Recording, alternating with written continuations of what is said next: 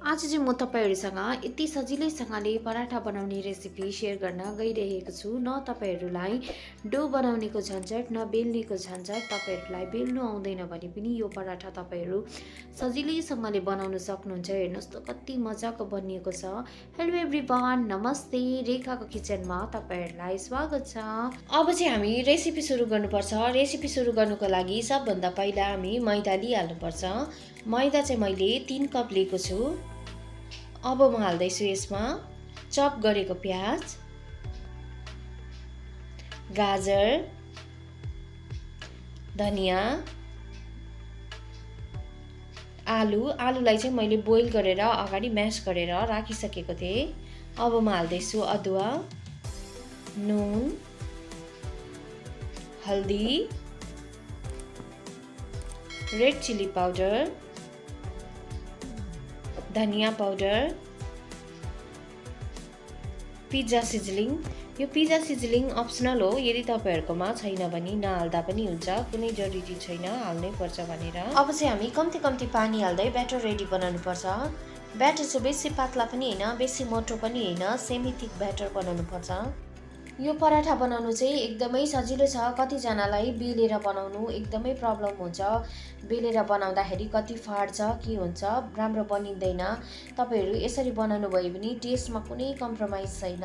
टेस्टमा त्यत्तिकै मिठो हुन्छ। जस्तो तपाईहरु डो बनाएर बनाउनुहुन्छ त्यस्तै नै मिठो हुन्छ। तपाईहरु एकपल्ट यो रेसिपी ट्राई गर्न सक्नुहुन्छ। ब्याटर चाहिँ हाम्रो बनिएर रेडी भइसकेको छ। अब चाहिँ हामी पराठा बनाउनु पर्छ। पराठा बनाउनुको लागि चाहिँ मैले यहाँ 1 चम्ची घिउ हालेको छु। यदि तपाईहरु घिउ मन पर्दैन भने तेलमा पनि बनाउन सक्नुहुन्छ।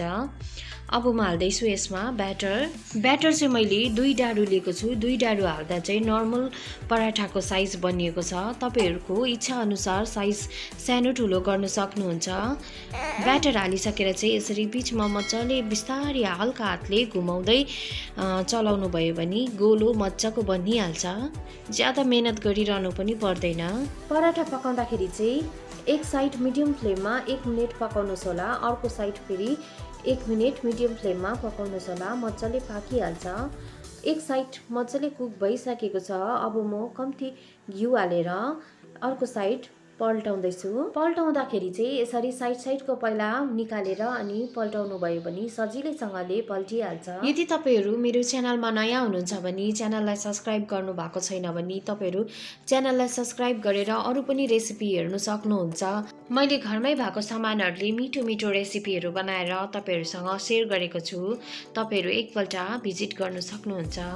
हाम्रो चाहिँ पराठा बनिएर रेडी भइसकेको छ। हेर्नुस् त कति मजाको पराठा बनिएको छ। ज्यादा मेहनत पनि लाग्दैन यो पराठा बनाउनु, एकदम सिम्पल रेसिपी छ। तपाईहरु ब्रेकफास्ट, लन्च, डिनरमा तपाईहरु खान सक्नुहुन्छ।